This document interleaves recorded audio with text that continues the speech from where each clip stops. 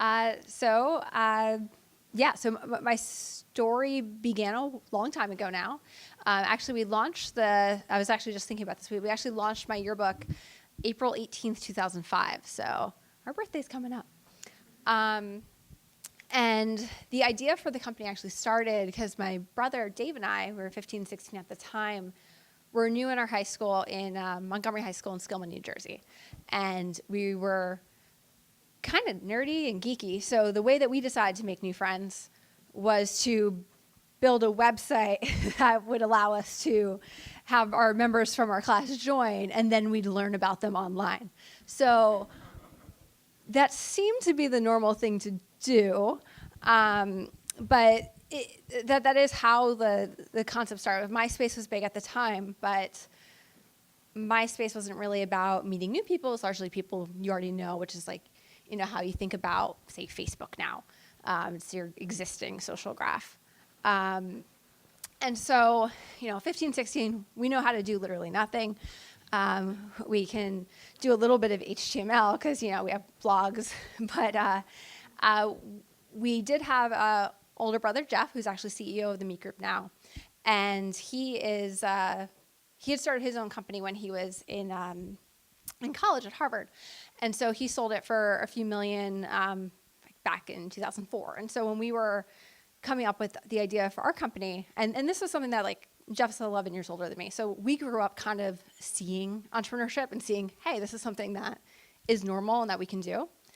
And so it didn't really matter that at the time, we had absolutely no experience of doing anything, because you really don't, well, as a kid, you just don't think you ever need any experience.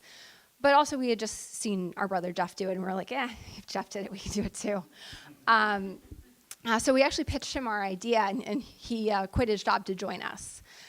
So starting out, and he doesn't code or anything either, so we actually outsourced the original code to a company in Mumbai, and that really meant spending countless hours. Basically, my brothers and I would be up until like 2:30, 3 in the morning, communicating with our developers, largely via email, sometimes AIM, yeah. Yeah. And still having to get up for 7:30 in the morning, homeroom at our high school. And so it was kind of a crazy time. We drew up hundreds of pages of specification sheets and just pen on paper wireframes. Now there's some really nice tools like InVision and things like that that make that wireframing stage a lot easier than drawing it out literally by hand. But that's how we got started. When we launched in our high school, we wore cool shirts to school every day. That's the stuff like answering the questions that matter most. Who are your friends' friends, and are they hot? And from doing things like that, we actually got about 400 people to sign up in just our high school in the first week. And so the feedback we were getting was fantastic. It was like, best procrastination tool ever. And people were actually having a lot of fun on the website, which was fantastic. Then as we kind of, so we're kind of like beta testing it in our high school, getting lots of feedback from our users who are just our classmates. But in order to grow outside of it, what we realized was we started kind of pushing out to like a few other schools. And what we realized was that it didn't actually matter how, so our idea was to meet people nearby, and it didn't actually matter how many people in your high school were actually on the network for if you logged in or not. So that was an important thing that we tracked data-wise to see, okay, what we thought that would matter, because we thought we'd grow like Facebook did, which launched in 2004 and wasn't in high schools yet in 2005, but we were obviously watching it because they were going college to college. High school we didn't grow that way. So when we realized, it's like, oh no, people will log in. Doesn't matter if there's other people near them.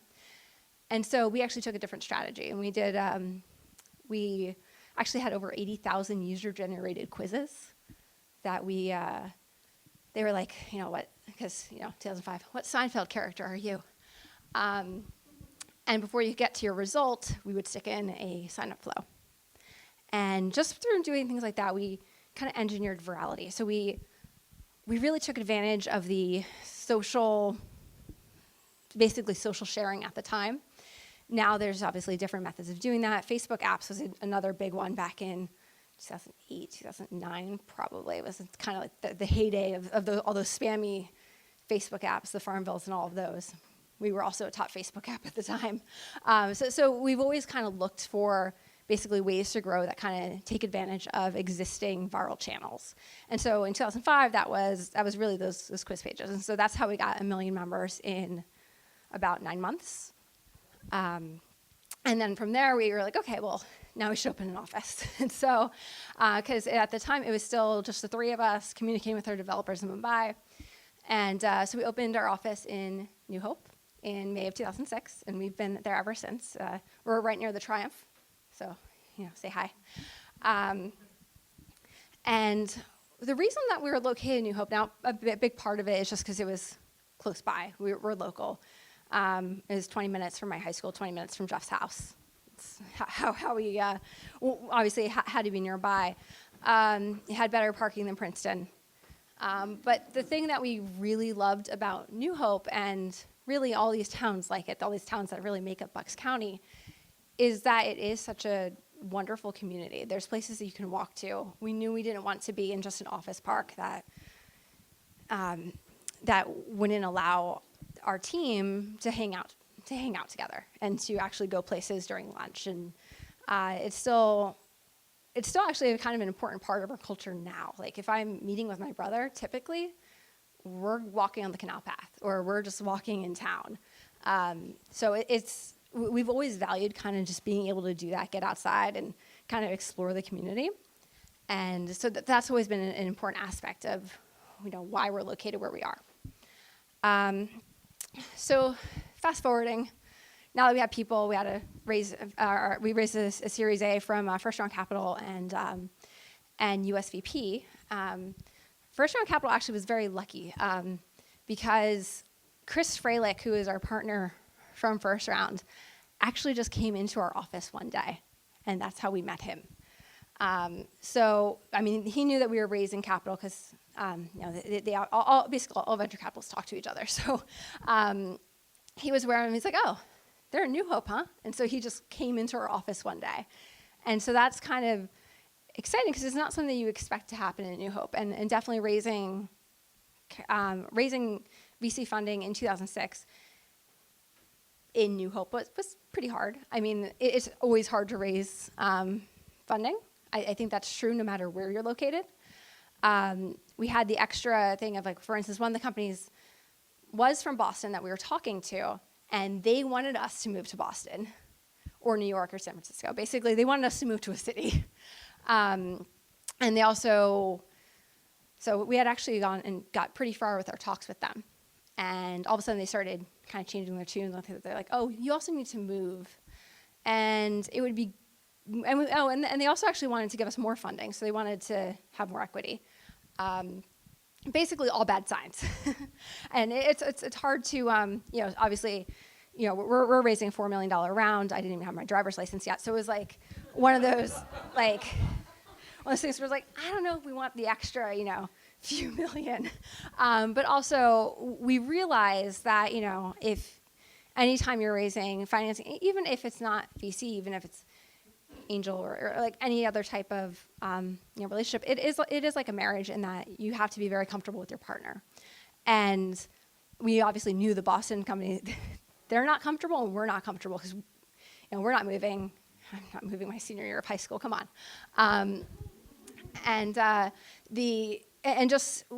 We liked where we were, and we didn't see any reason why we couldn't build a company where we were. So we had about a dozen people at the time. Now we have about 130 in New Hope and Philly. Most of those, about 120 of those are New Hope. We're about 100 people spread in Dresden and Berlin, and about another 30 people in San Francisco. And so we've expanded quite a bit since then. We raised a Series B in 2008. Series B was actually a lot easier to raise because we already had our kind of foot in the door. Once you have those initial connections, it's a lot simpler to go through the process. We merged with a public company in 2011, which actually is how we became public. So we didn't have to do the whole IPO thing. But so we've been public since, which has actually always been useful for the things we've done since. So we've acquired a number of apps. So the website I started my yearbook is now called Meet Me. And so that one's Meet Me. We also acquired Scout, which is Andreessen Horowitz backed company.